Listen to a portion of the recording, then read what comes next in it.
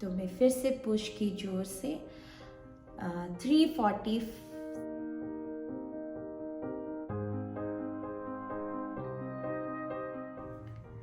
हाय दोस्तों, welcoming back to the channel. आशा करती हूँ आप सब अच्छे हैं, स्वस्थ हैं। सबसे पहले I will say that babies are really very sweet and the blessing of God to have a good purpose in our life.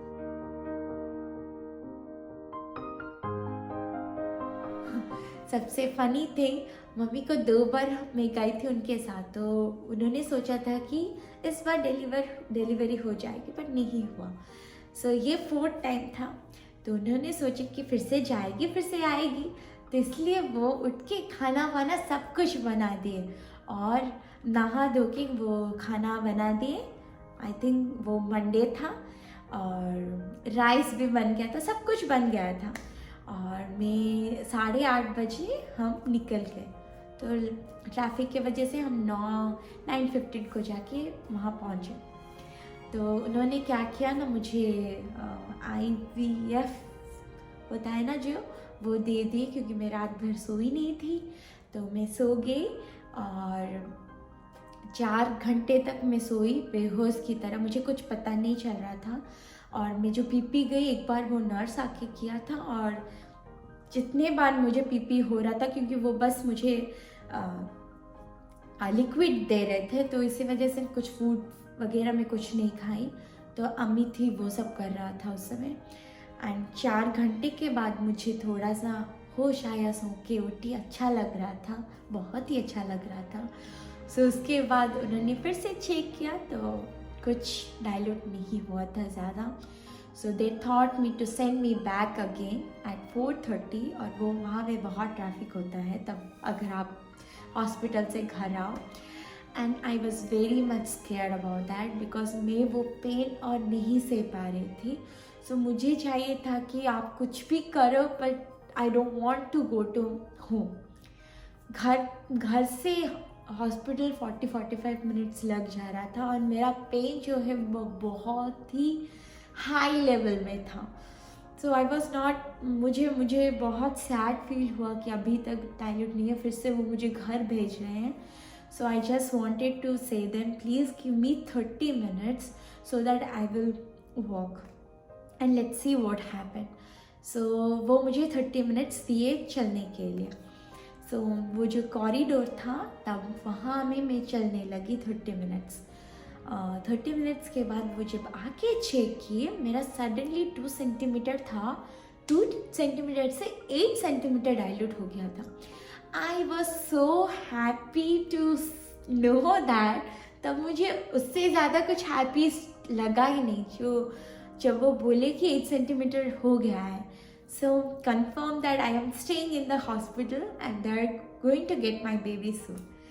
So evening हो गया था, ऑलमोस्ट 5:30 हुआ था, एंड मेरा कॉन्ट्रैक्शन पेन चल रहा था, थोड़ा थोड़ा आ रहा था।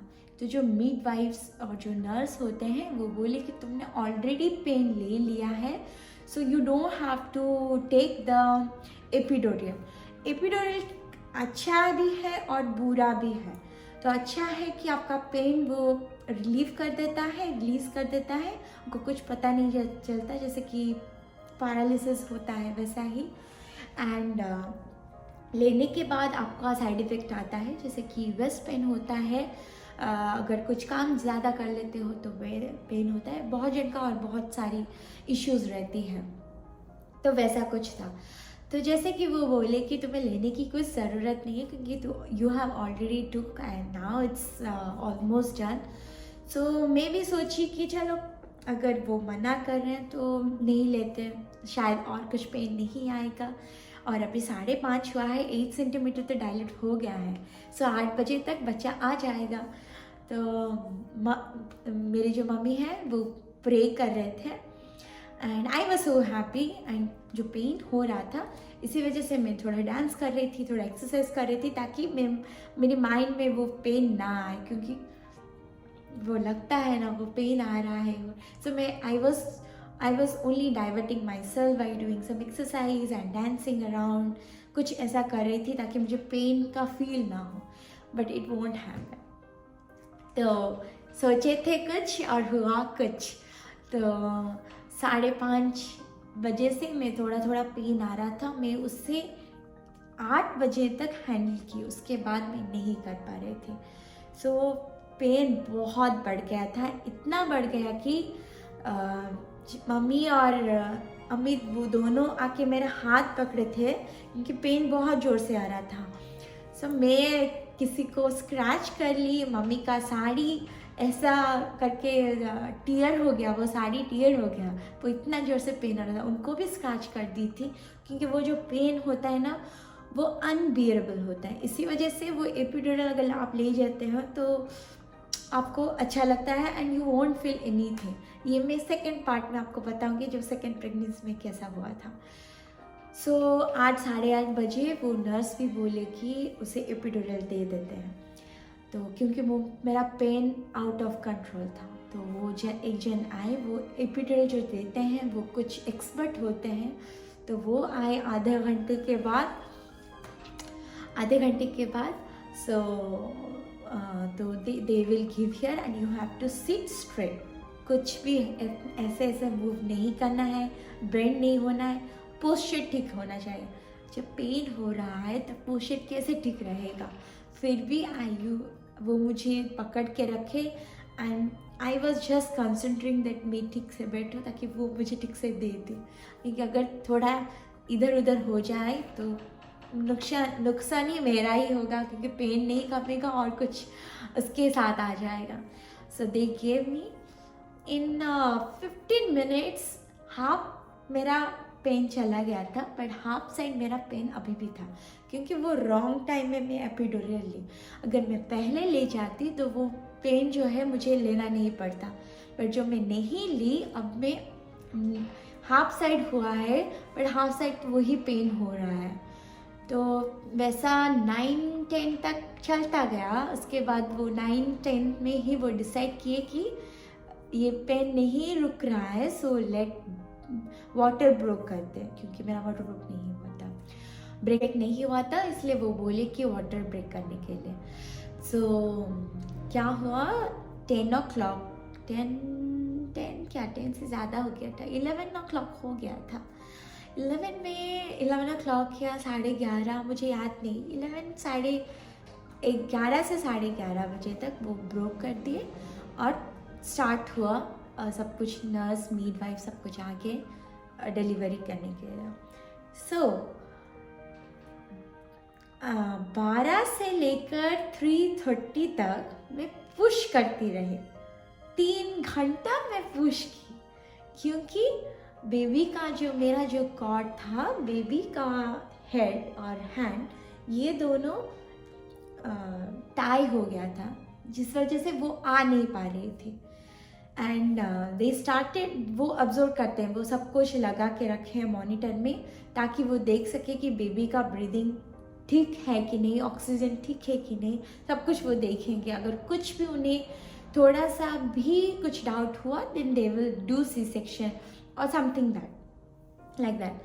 सो वो जो मैं पुश कर रही थी, वो मुझे उस टाइम में कुछ फील नहीं हो रहा था, मैं टायर्ड हो रही थी अंदर से, बट मुझे चाहिए, वो कॉन्ट्रैक्शन पेन इतना हो गया था कि मुझे पुश करने में वो मुझे कुछ पता ही नहीं चला कि क्या मैं कर रही हूँ। वो जैसे बोलते रहे मैं वैसे ही करती रही। तो 3 घंटा हो गया, थोड़ा सा जो उसका हेड जब आया, बाल दिखने लगा, तो वो अच्छा बोलते हैं जो midwife, push mama push, you can do it. So ऐसा बोलते हैं तो आपको एनर्जी आता है। तो वो बोले कि हेड आ रहा है, so do you want to see the head in the mirror. So मैं बोली हाँ, मैं देखना चाहती हूँ, ताकि और थोड़ा एनर्जी आ जाए, क्योंकि मैं बस चाहती थी कि बच्चा ठीक से आ जाए। तब होता है ना, बच्चा अगर इतने डेज से आप पुश कर रहे हो तो you think that the baby should come out healthy and happily. So वो आकर मिरर दिखाए, तो